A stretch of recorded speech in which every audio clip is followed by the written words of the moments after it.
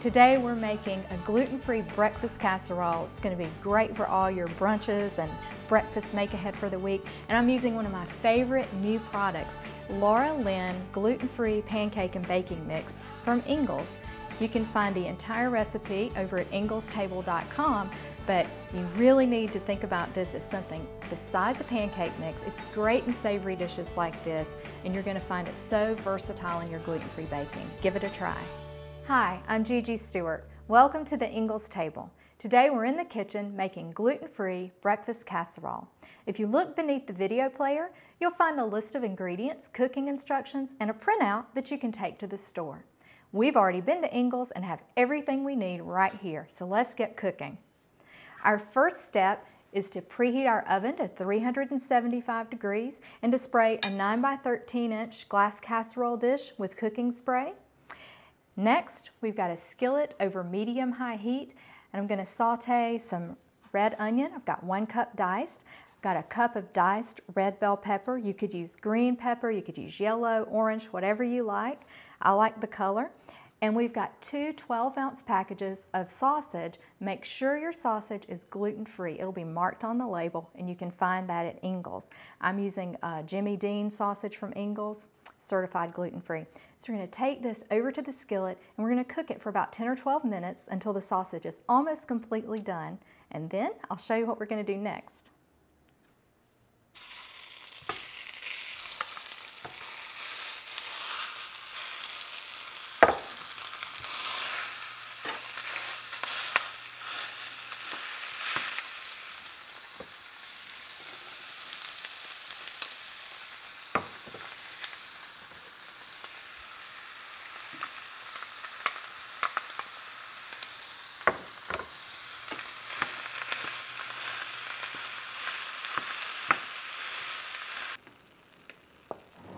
All right, we have our sausage, onion, and peppers cooked.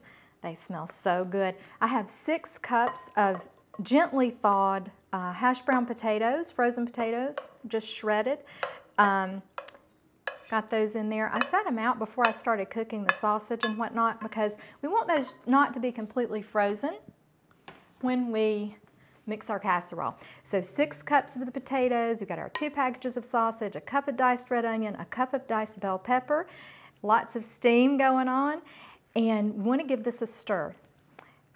We will blend in some cheese. I have 2 cups of white shredded cheddar cheese. You can use any cheese you like, really. I like a mixture of 2 kinds. We're going to put another kind on top. So take your 2 cups of cheese, just pour that right in there. This is so easy.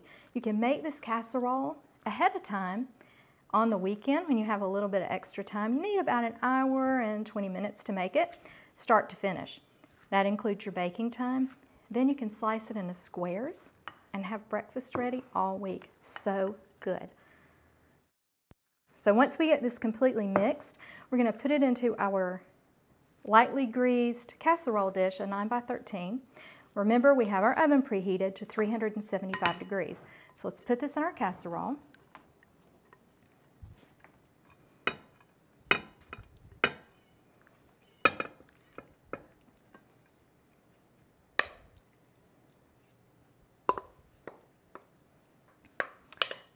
All right, we've got our sausage mixture in our casserole. Spread that out evenly. I like to look nice and cook evenly. And then, really the best part. In the same mixing bowl, don't worry about switching bowls. We'll switch to a whisk. I have 4 eggs. I like to put my eggs out at room temperature. It seems to give them a little bit more leavening action when you do that. I just always put them out about 30 minutes before. Give them a light whisk. I have a ½ teaspoon of garlic powder. If you don't like garlic powder, leave it out. Use onion powder, whatever you like. We're not going to add salt to this casserole. You may notice that and wonder why. Sausage is pretty salty. We don't need the extra. If you want a little, that's fine. I think it's good without it. Plus, we're using one of my favorite products, Laura Lynn gluten-free pancake and baking mix, and there's some salt in there. So with the mix, we're just going to whisk everything in. With the mix, what you're getting is some binding, and you're getting almost like a sausage, egg, and cheese biscuit effect here. It's really good, guys. 2 cups of milk. Use skim milk, whole milk. You could even use dairy-free milk, coconut, almond, soy milk if you like. And you could use dairy-free cheese if you have a favorite product and you don't eat dairy. And you can still make this casserole. So we're going to pour and whisk until our batter's smooth. And then this batter will go right on top of the sausage and veggies and cheese in our casserole. All right, this mixture looks great. It's nice and smooth. Just whisk until it's smooth. You don't need to over mix it. Now, let's get our casserole back over here. I'm going to pour this mixture onto the casserole, get rid of our whisk. And this is going to give you almost like a custard-like effect. And you just pour it on top and it'll make its way around. If you feel like the custard mixture is not going through all of the casserole, you can just take your spoon, push down a little bit like this. Get rid of the spoon. Finishing touch, a little bit of shredded cheese. I'm using cheddar. Use what you like. You could use the same or different. Just give that a little spread there. And this. I like a little paprika right on top. Looks pretty. Gives it a little extra flavor.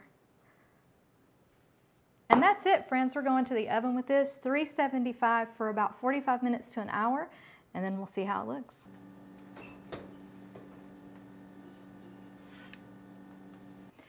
Our breakfast casserole baked about 45 minutes. It's perfect. We let it cool about 20 minutes and now I'm ready to serve it up and dig in. We're out of time for today, but I want to thank you so much for joining me here at the Ingles table. Until next time, I'll see you online.